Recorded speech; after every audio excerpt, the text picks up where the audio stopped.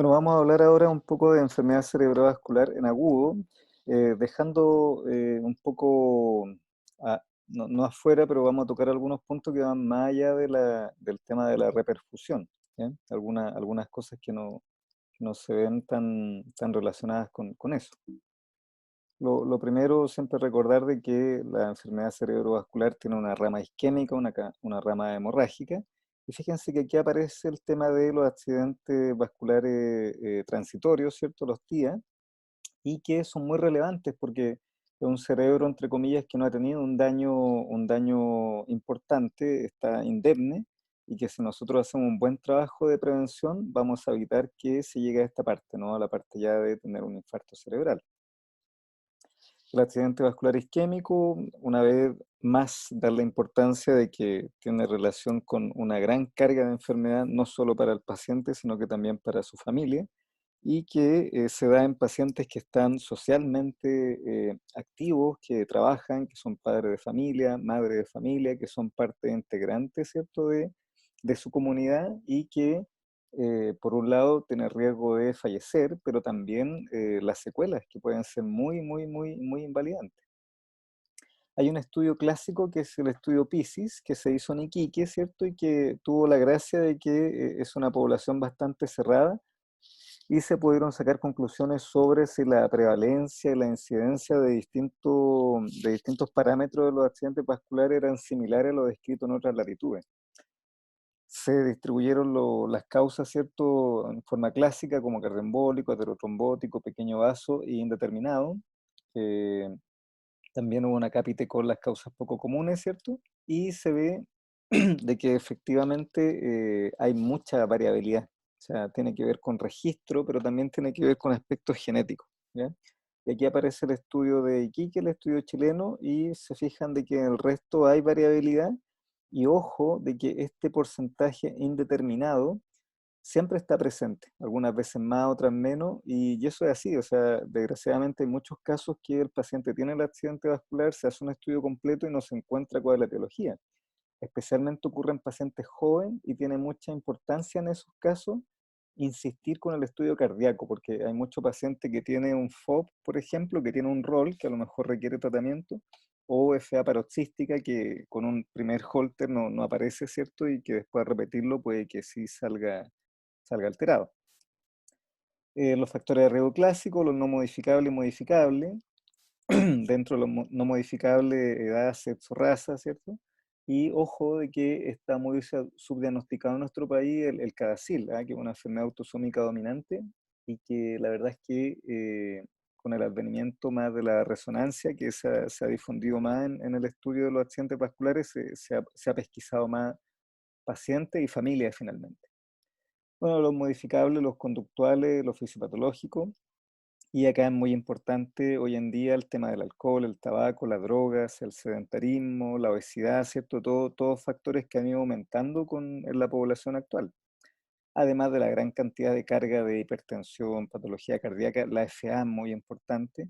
Y cuando hablamos de trombosis venosa cerebral, la trombofilia. Y los trastornos inmunológicos también tienen una importancia.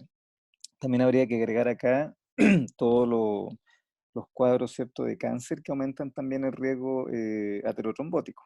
Hay que promueven el hecho de que puedan tener, por un lado, infarto cerebral y también algunos tipos de tumores o metástasis pueden dar riesgo de hemorragia. Y como ustedes ya saben, ¿cierto? Cuando uno habla del concepto, el concepto fundamental es que es un déficit ictal, ¿cierto? Y focal, porque en alguna parte del árbol arterial se produce un trombo que disminuye un flujo adistal y por lo tanto lo clásico es que sea una focalidad de inicio ictal. Ojo que cuando hay algún trombo en la basilar o algún infarto hemisférico muy grande también puede dar compromiso de conciencia, pero en general son pacientes que se presentan como un déficit focal ictal. Lo más común es que sea pérdida de lenguaje, una hemiparesia, un hemisensitivo, algún síndrome alterno, si es una patología de tronco, puede ser también si es patología de tronco visión doble, y en algunos casos también una cefalea ictal. Acá aparece, ¿cierto?, lo clásico, la hemiparesia, la afasia, donde el paciente tiene trastornos para nominar o para repetir o para comprender en grado variable, según sea más un tipo de Broca o Wernicke, por ejemplo. La alteración de la sensibilidad, siempre siguiendo algún patrón anatómico, siempre es muy importante corroborar eso. La mianopsia, que muchas veces los pacientes no se dan cuenta y uno al examen físico lo puede pesquisar. La ataxia, que generalmente nos habla de lesión de fosa posterior, tronco o cerebelo principalmente, y siempre hacer la diferencia con la disartria, que es algo bastante inespecífico que tiene que ver más con la articulación del lenguaje. Y un paciente que solo se presenta con disartria hay que examinarlo bien, la verdad, porque solo una disartria, como insisto, es inespecífico y pudiera ser incluso no neurológico, a diferencia de la afasia, que eso sí es muy marcador de algo neurológico, de algo cortical, de hemisferio dominante. ¿Qué cosas no son accidente cerebrovascular? Bueno, solo disartria o esto de un síncope, una hipotensión, eso no es la forma clásica de presentación de un accidente vascular, y en el síncope, por ejemplo, lo más importante es descartar el síncope cardiogénico. Esto de adormecimiento o alteraciones sensitivas que no tienen un patrón anatómico, también hay que tener mucho cuidado. La parálisis facial periférica, eso tiene una etiología y un curso que no tiene nada que ver con un accidente vascular, salvo algunos casos, ¿cierto?, muy excepcionales, por ejemplo, si está dentro de un síndrome alterno. Y los cuadros convulsivos también pueden ser confundentes, especialmente por el fenómeno de TOD, que es una parálisis posterior a un cuadro convulsivo que pudiera ser confundente, y es lo que se llama un imitador de accidente vascular. Ojo también, obviamente, ya lo hemos conversado en otra ocasión, con la hipoglicemia, que también pudiera provocar alguna focalidad. El TIA, la definición clásica es que tienen que ser síntomas que regresan en 24 horas y con un TAC de cerebro normal. ¿Qué es lo que se ha visto? Que muchos de los TIAs que duran mucho, 12 horas, 16 horas, y recién ahí regresa el síntoma, son más bien pequeños infartos que en el escáner no se ven, pero que sí se ven en la resonancia, y que obviamente, como son muy pequeños, la manifestación clínica desaparece. Entonces, en general, si bien la definición clásica se mantiene, uno sabe de que los TIA reales, entre comillas, los de verdad, y que eso no hace una resonancia, efectivamente la imagen es normal, son los TIA que duran 15 minutos, 20 minutos. Un TIA que dura 12 horas, 14 horas, lo más probable es que el escáner está normal, ok, pero yo le hago una resonancia y tiene alguna lesión, algún rastro de alguna lesión isquémica. Y hay varios papers al respecto. Aquí yo coloco uno, ¿cierto? Pero hay muchos que han comprobado esto, y en este caso, por ejemplo, se ve este paciente con un TAC normal, con un síntoma que regresó. Está asintomático el paciente cuando llega a la consulta, pero uno hace una resonancia y tiene esa pequeña huella, ¿ya? Ahora, en la práctica, la conducta no cambia mucho. Igual uno tiene que hacer un estudio, ¿cierto?, etiológico, ir a buscar los factores para hacer una buena prevención secundaria, pero hago la diferenciación, el detalle para que lo tengan claro. E insistir que los TIA reales, entre comillas, son los que duran 20 minutos, 30 minutos, menos de una hora en general. Hay un tipo de TIA que es la amaurosis fugax, de que el paciente tiene una ceguera monocular y después, ¿cierto?, recupera, y ese es un paciente que hay que ir a buscar la carótida del lado ipsilateral, porque puede que de ese lado esté embolizando, que es muy importante. Y así como la presentación cerebrovascular, bueno, los TIA es lo mismo, solamente que cuando llega el paciente a la consulta ya no tiene ningún síntoma y el examen físico es normal. Por eso es que es muy importante, cuando uno diagnostica un TIA, sacar una buena historia, porque finalmente solo con la historia yo voy a determinar si el paciente tuvo un TIA o no, y finalmente si va a quedar hospitalizado, por ejemplo. Hay un score que se ocupa bastante, que es el ABCD Score, ABCD2 Score, y puntúa, ¿cierto?, los pacientes. Aquí aparece bien clarito según la edad, según la presión arterial, según las manifestaciones, si fue debilidad, si afectó el lenguaje, cuánto duró y si tiene diabetes o no. En la medida en que el paciente tiene 4 o más puntos, el riesgo, ¿cierto?, a los 2 días de hacer un infarto cerebral es de 4%.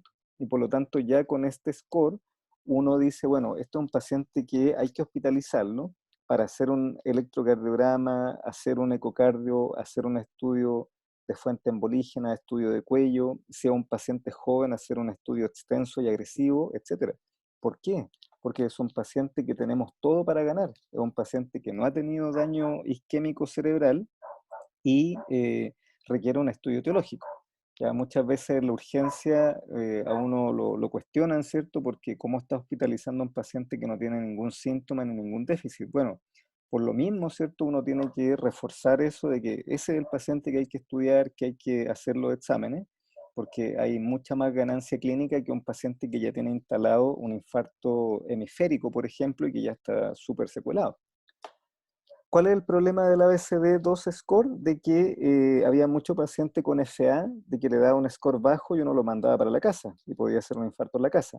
O tenía una estenosis carotidia y de nuevo te da un score bajo y lo mandaste a la casa. Entonces aparecieron otros scores que van aumentando y agregando cosas y este, por ejemplo, el ABCD3I score agrega dentro del estudio una angiotac de cerebro.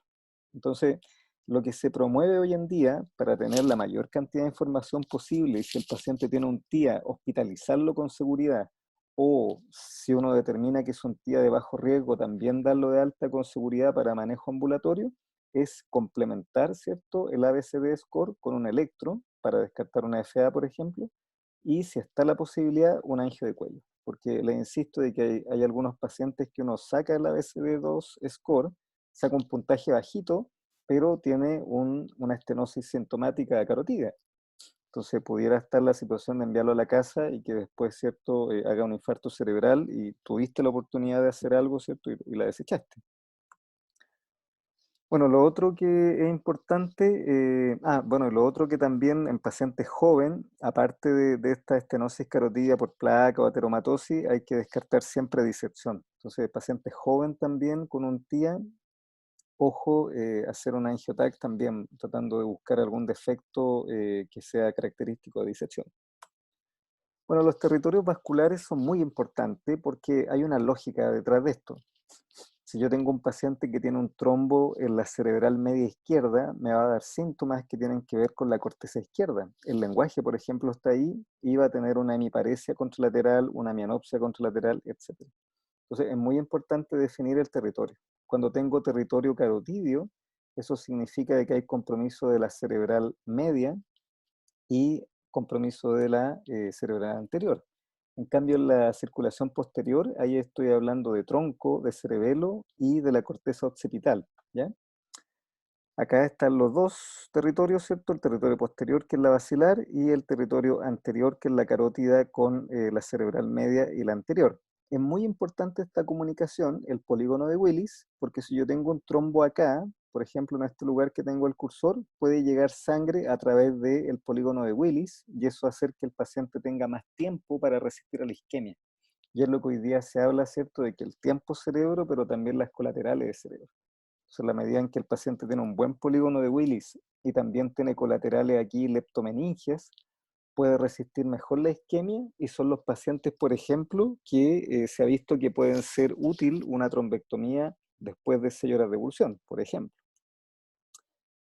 Acá aparece el típico dibujo, por ejemplo, hay que tener claro algunas cosas básicas. El tálamo, por ejemplo, está irrigado por la cerebral posterior principalmente, a diferencia del valle silviano, tanto izquierdo como derecho, que son la cerebral media, ¿ya?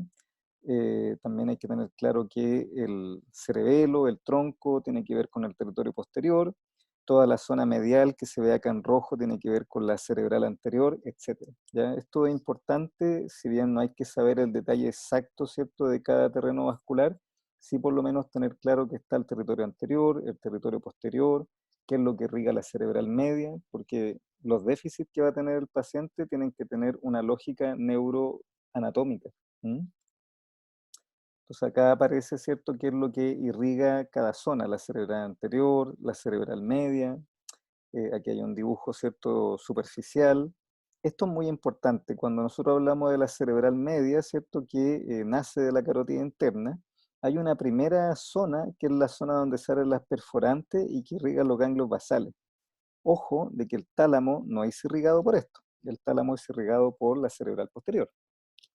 El resto de los ganglios basales característicamente sí están irrigados por estas arterias perforantes y cuando yo hablo de trombectomía mecánica es cuando el trombo está en este primer segmento de la cerebral media. que se llama M1. Después cuando ya llega a la zona aquí del Valle Silviano y se bifurca, ya estamos hablando de M2. Y técnicamente ir a sacar un trombo en esta zona, donde las arterias ya se hacen con un diámetro más pequeño, es más difícil. Por lo tanto, la indicación de trombectomía es cuando el trombo está en este sector de M1 o cuando está en la zona distal de la carótida o en algunos casos, ¿cierto?, en la arteria basilar. Acá está el territorio, ¿cierto?, posterior y en algunos casos, ¿cierto?, hay un trombo aquí en la basilar y que eso puede ser muy grave porque afecta al tronco del cerebro donde están las zonas vitales, el sistema reticular activante y por lo tanto ahí también pudiera ser un paciente candidato a una trombectomía, ¿ya? Aquí está la arteria basilar.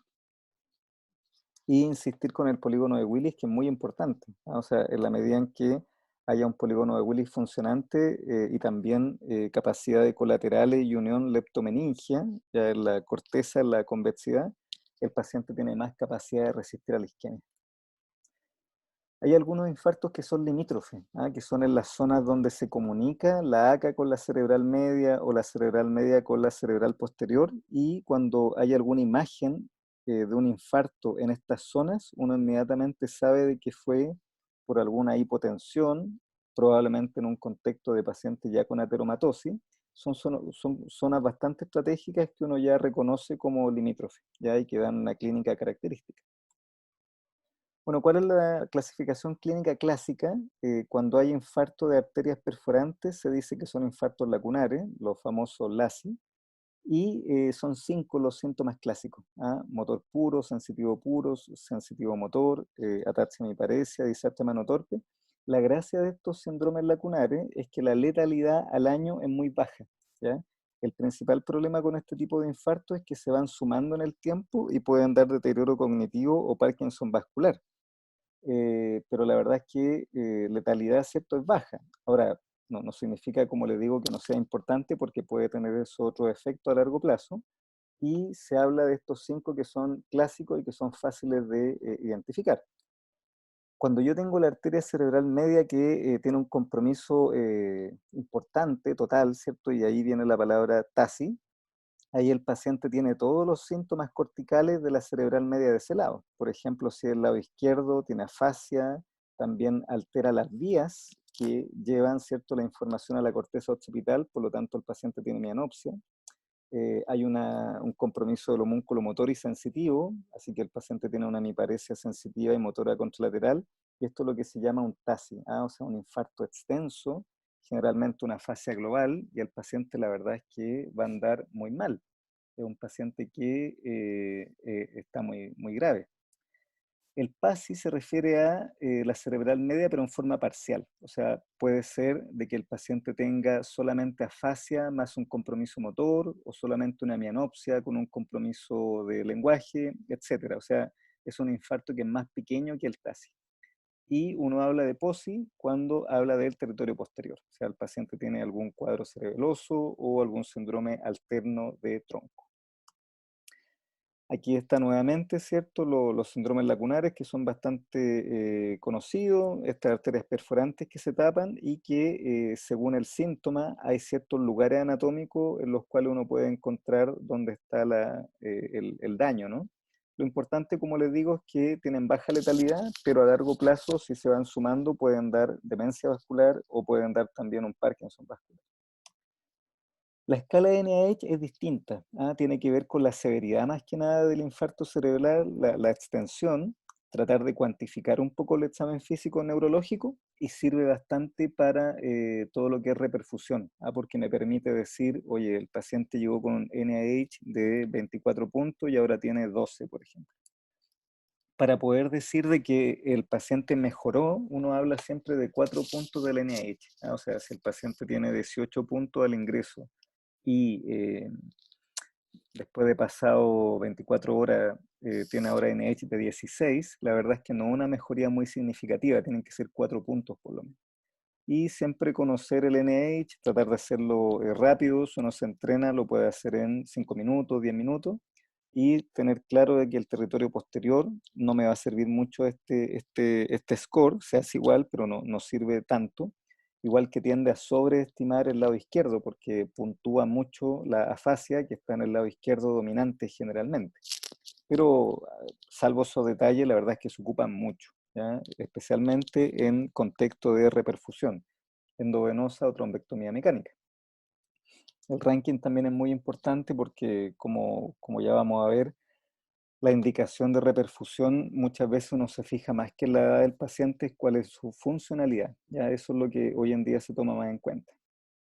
Y el manejo inicial, muy importante el hemoglucotest, descartar que no tenga una hipoglicemia que puede dar focalidad, régimen cero, ¿cierto? La sonda nasogástrica hasta el test de deglución, o si va a ir a reperfusión, tratar de diferir eso porque pudiera ser un foco de una hemorragia a futuro. Suero fisiológico nunca glucosado, y el tema de la presión arterial, una PAN uno puede tolerar hasta 150 y hay que tener mucho ojo si se va a trombolizar, de que la presión arterial sistólica no puede ser más de 180 y la diastólica no más de 110. Siempre hoy en día se piden un TAC con un angioTAC en un primer tiempo rápidamente para definir si el paciente va a ir a trombolisis endovenosa o trombectomía. Y lo otro que hoy en día se hace, ¿cierto?, es que se toman los exámenes de seguridad en un primer tiempo y inmediatamente se pasa al bolo del fármaco si es que el paciente tiene las imágenes que permiten trombolizar, se pueden hacer incluso en el escáner. Cuando uno espera un poco, cuando el paciente ocupa anticoagulante, entonces sí o sí hay que esperar el INR. Si tiene un INR de 1.7 o mayor, no se puede trombolizar, salvo que tenga algún concentrado de protrombina que pueda revertir la situación, pero generalmente eso no está tan disponible en los hospitales públicos. Entonces, si el paciente ocupa anticoagulante, sí o sí hay que esperar el INR. Y lo otro que uno espera es cuando el paciente clínicamente uno ve que tiene alguna coagulopatía. Por ejemplo, un paciente pálido o un paciente con alguna hepatopatía, ¿cierto? Que a la vela se ve que tiene un daño hepático crónico, etcétera. Y no hay que perder tiempo en un electro o en una radiografía de tórax. Eso se puede hacer después, incluso el electro se puede hacer mientras está pasando el trombolítico. ¿Qué es lo que nunca hay que hacer? Bajar en forma entusiasta la presión arterial, porque puede disminuir la presión de perfusión y ser deleterio para el paciente, para la penumbra, ¿cierto? La zona salvable del tejido cerebral que está bajo isquemia. Y como les digo, hay que ser mucho más estricto con la presión arterial, especialmente cuando el paciente va a trombolisis. Ahora, si no fuera trombolisis, siempre tener en cuenta el tema del manejo de la escara, el tema de dejar heparina para prevenir trombosis venosa profunda, tratar, ¿cierto?, de la agitación, tratarla en forma no farmacológica y farmacológica, sino que hay otra opción, contenerlo, tratar de siempre lavarse muy bien las manos, porque son presas fáciles estos pacientes de infecciones como neumonía o algún otro tipo. Y cuál es la imagen que siempre uno dice, bueno, esto es lo primero que es lo que yo voy a trabajar, el TAC de cerebro. ¿Ya? Lo que uno espera es que el paciente no tenga una alteración en el TAC de cerebro. Si yo ya veo una hipodensidad es porque no se puede trombolizar, ya ha pasado mucho rato, incluso si lo trombolizo puede tener transformación hemorrágica. Acá se ve, por ejemplo, cómo va progresando el escáner. En un comienzo se ve bastante normal. Por ejemplo, aquí a este lado, al lado izquierdo, perfectamente se puede trombolizar ese paciente. Pero si me llega a la urgencia un paciente ya con esta hipodensidad, no tiene ninguna opción de reperfusión. Al revés. O sea, si reperfundo ese tejido que está necrótico o que está entrando, ¿cierto?, a destrucción tisular, va a sangrar. Muchas veces los pacientes encuentran, los familiares encuentran al paciente recién despertando y no saben bien cuándo inició o no tomaron bien el tiempo. Entonces llegan diciendo, no, si lleva 2 horas de evolución, y uno ve esta imagen y uno ya sabe de que lleva más tiempo. Entonces es muy importante contrastar la historia de cuánto tiempo lleva con la imagen, ¿ya? En este caso con un escáner. El ASPET es un tipo de cuantificación que se ve con algunos puntos específicos del cerebro, ¿cierto? El caudado, el putamen, el tálamo, el brillo insular y zona cortical anterior, media, posterior, y también 2 cortes más arriba, ¿cierto? Pero la verdad es que estas diferencias son más bien sutiles y si bien se ocupan bastante para efecto del neurólogo o alguien que esté más capacitado, ¿cierto? Por supuesto un radiólogo, en general para los urgenciólogos o los médicos generales, uno tiene que dar el concepto de que lo que hay que buscar es el escáner normal, ¿ya? Si el escáner está normal, no se ve ninguna alteración, bueno, tiene indicación si es que está en ventana de hacer una trombolisis endovenosa, o si el escáner está normal y además uno pesquisa un stop en un vaso proximal, bueno, ir a trombectomía mecánica, ¿ya? Si además puede interpretar un aspect, bueno, mucho mejor. ¿Cuándo se pide la resonancia? Bueno, la resonancia se pide cuando hay dudas del tiempo de evolución o cuando yo quiero ir a un tiempo más allá de las ventanas tradicionales, ¿ya? ¿Por qué? Porque la resonancia me da mucha más información que el escáner de cuánto tiempo lleva el paciente con el infarto y la extensión del infarto, la ubicación exacta. Entonces, se ocupa, pero siempre hay que tener ojo de que el escáner es más rápido, tiene muchas menos contraindicaciones, y yo en el escáner ya puedo pedir el TAC con el angioTAC para ver si además requiere trombectomía mecánica. Entonces, siempre el concepto es que lo más rápido es lo mejor, y por lo tanto la resonancia se deja, ¿cierto?, para algunas situaciones puntuales, ¿ya?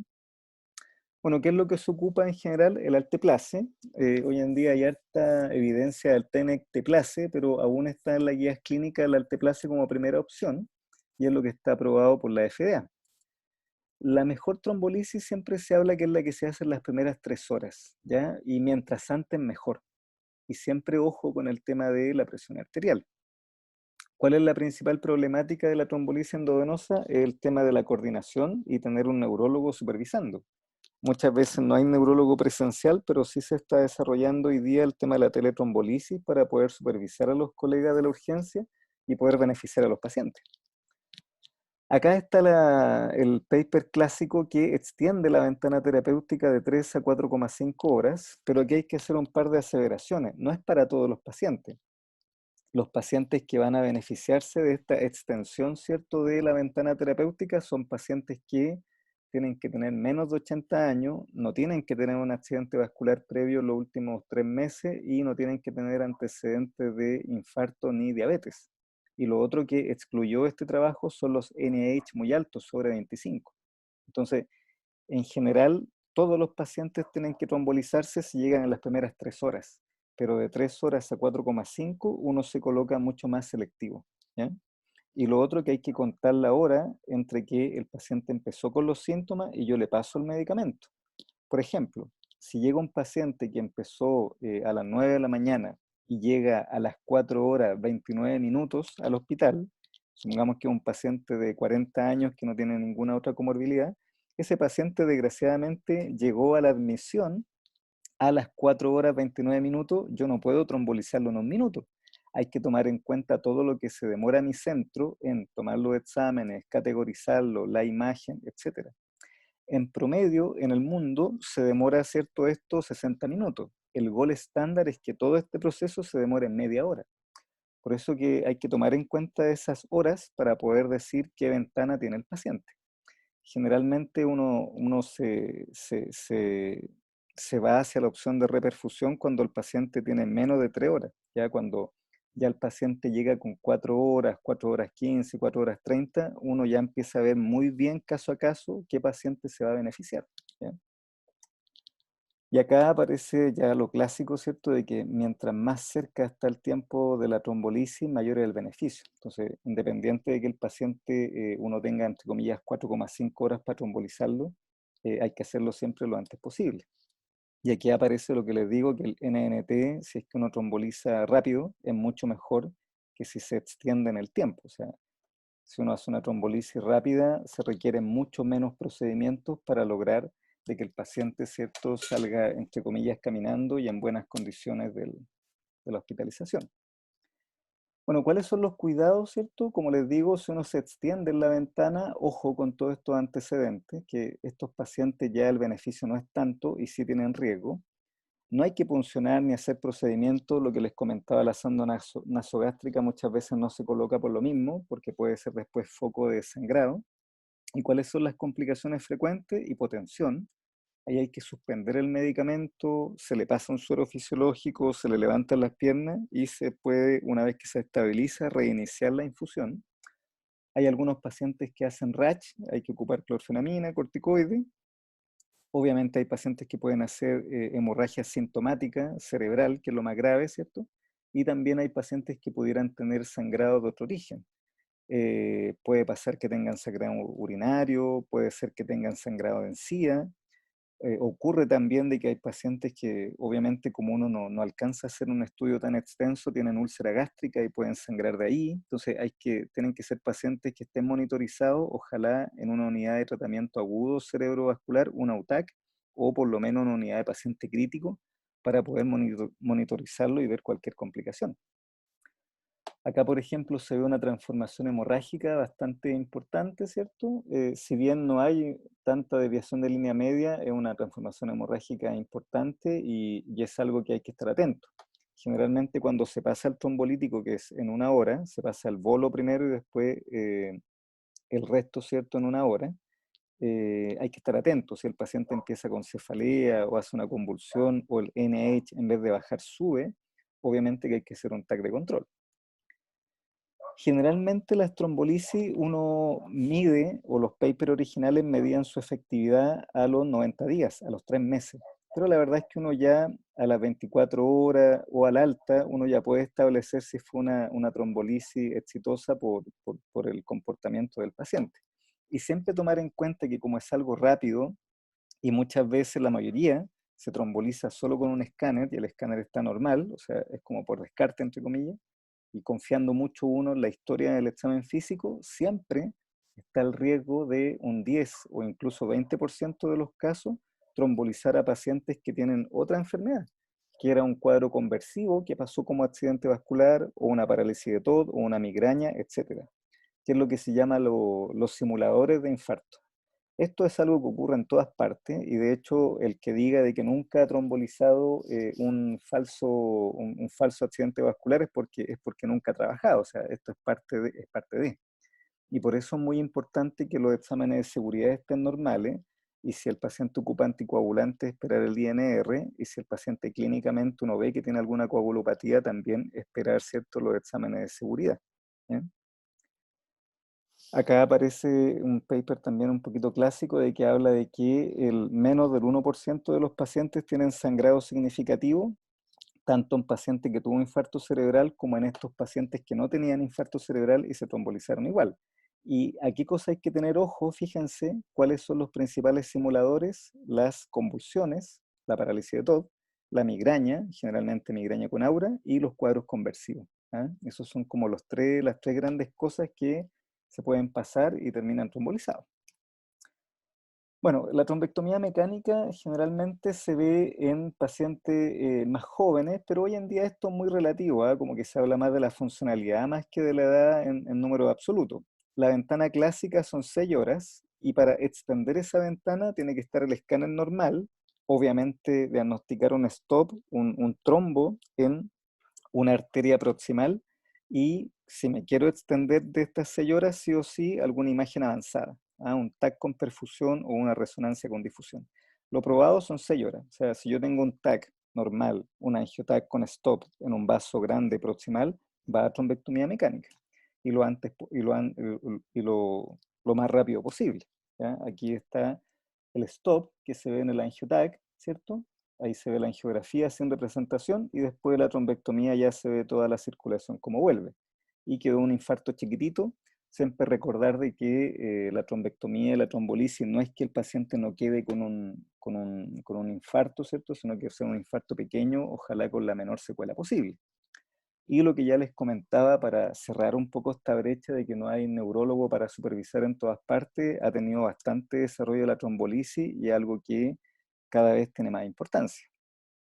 Este algoritmo bastante bueno, ¿cierto? Entregado por el doctor León, un neurólogo del Barro Luco que recientemente salió, ¿cierto?, de su especialidad. Y aquí uno puede decir, bueno, el paciente con un TAC y angioTAC, me voy hacia un stop, o sea que tiene un tope, un trombo en alguna arteria, ¿cierto?, grande, o no. Hay dos caminos distintos.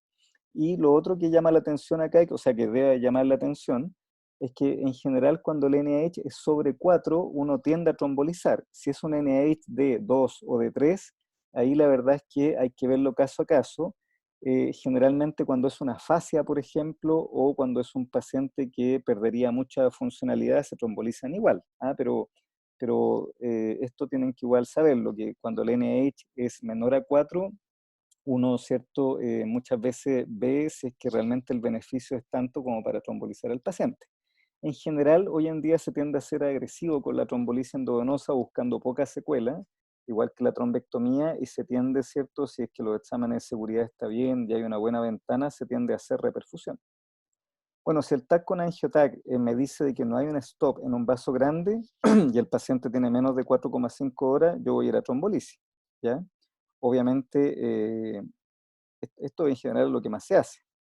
Hay algunos casos muy puntuales de pacientes que yo no sé bien cuál es el horario de entrada, por ejemplo, el stroke de despertar, o pacientes que están un poco fuera de ventana, pero son pacientes jóvenes que yo veo que tienen buenas colaterales, que si tengo alguna imagen avanzada, por ejemplo el sistema RAPID, que es un TAC con perfusión, o tengo una difusión, y esto es favorable, pudiera ir también a trombolisis. Pero esto es excepcional y hay que tener imágenes avanzadas. Lo normal es que yo haga esto de acá, la trombolisis con un escáner, ¿cierto? Las primeras 4,5 horas.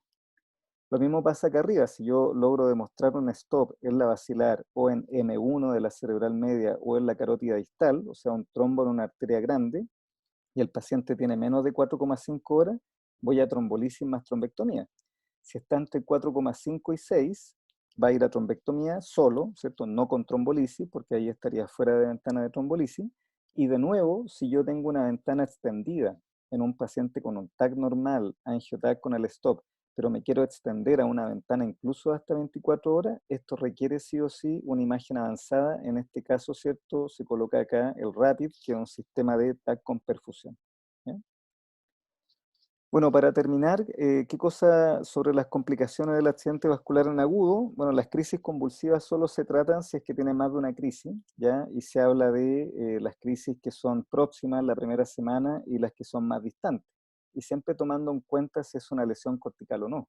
Por ejemplo, un infarto lacunar no tendría cómo hacer una crisis convulsiva, hay que buscar otra causa. Transformación hemorrágica, hay que tener ojo con esto, ¿cierto? Y ojo que los primeros días, especialmente las primeras 48 horas, puede haber mucho edema. Y esto puede producir un infarto maligno. ¿Quiénes son los que están más complicados con esto? Los pacientes jóvenes, porque como tienen poca atrofia, tienen poco espacio, entre comillas, para que ese cerebro tenga homeostasis con el aumento de volumen por el edema.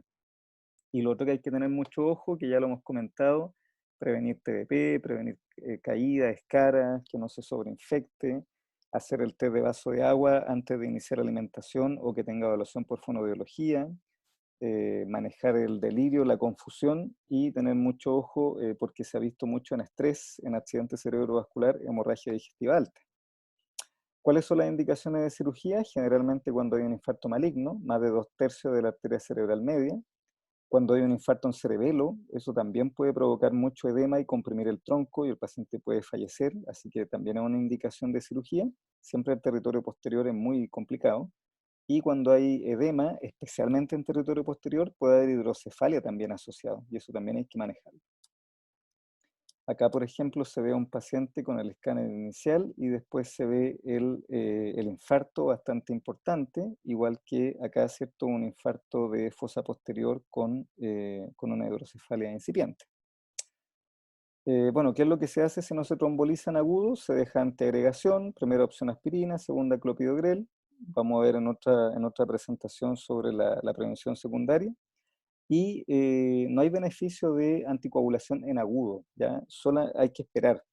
Dependiendo del tamaño del infarto de la fuente, uno puede esperar 3 días, o 7 días, o 10 días, o incluso si tiene transformación hemorrágica hay que esperar más, ¿cierto? En agudo no se ocupa la anticoagulación. ¿Cuáles son las excepciones? La principal excepción en agudo es la trombosis venosa cerebral. Y en algunos casos, pero cada vez menos, en disección arterial o en TIA de alto riesgo, ¿ya? Así que quédense con la idea que en agudo la anticoagulación, la verdad es que no tiene, ¿cierto?, un gran rol. Así que eso es lo que podamos hablar de este tema que es tan amplio, que es tan extenso, que tiene tanta arista, pero bueno, por lo menos vimos algunas cosas bastante generales.